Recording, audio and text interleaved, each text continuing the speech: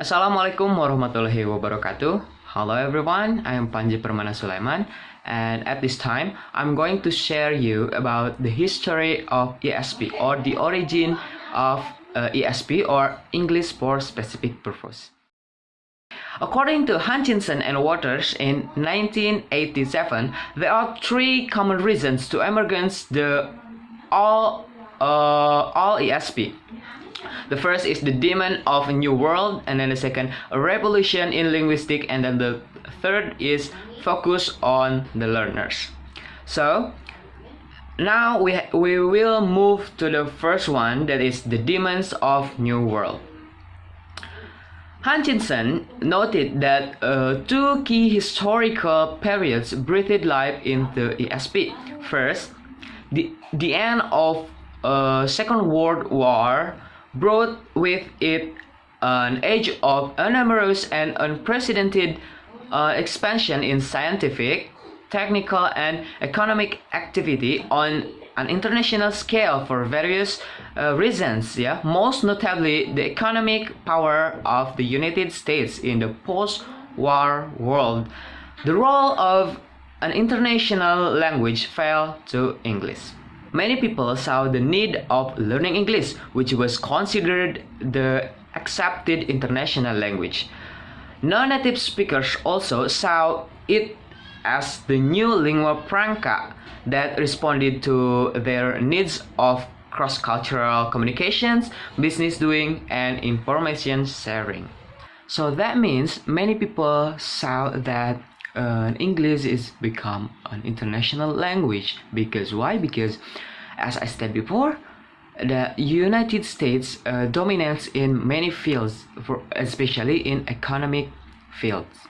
So they need to learn English in order to respond to their needs of cross-cultural communication, business doing, and information sharing.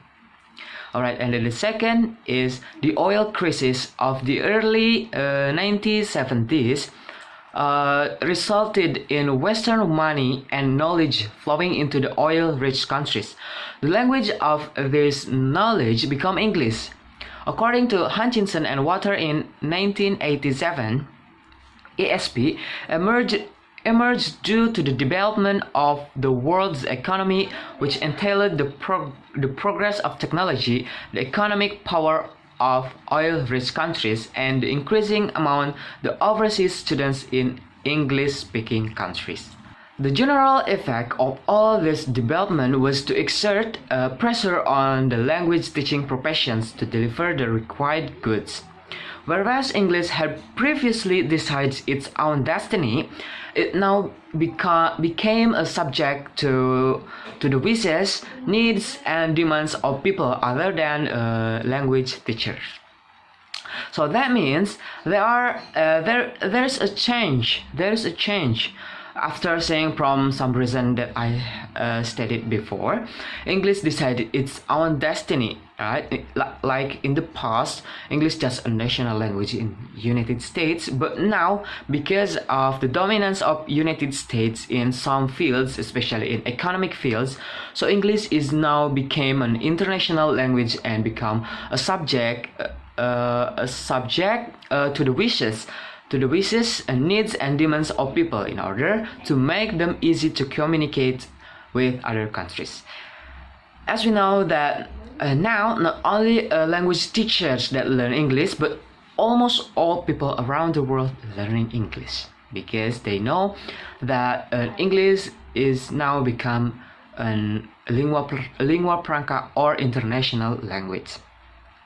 In sum, it can be concluded as follows. The first, expansion of science, technology, and economics. And then the second is historical reasons led to the dominance of English in science and business.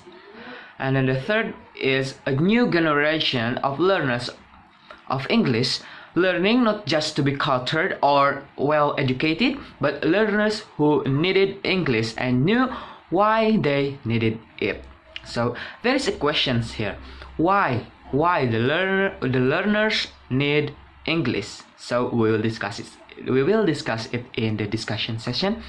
And then the next is particularly in business, time and money constraints created a need for cost-effective courses with clearly defined goals. So English teaching moved out of the traditional education establishment. English teaching became a big business. And then the last one is teachers of English become more accountable, subject to the needs, wishes, and demands of whoever was paying. English teachers started working not just in an educational establishment but in business where the results were expected and paid for. So that means English teachers is now not only work in an educational establishment, but they can like open a private lesson, for example, like English for business, for example, or for those who need it, in a reason they can afford to pay that, and it will become a big business for English teachers or to teach English. And then next is any questions? Alright, if you have a questions, let me know your questions in the comment below. And then for the next materials, we'll deliver by the next presenter. So that's all for me.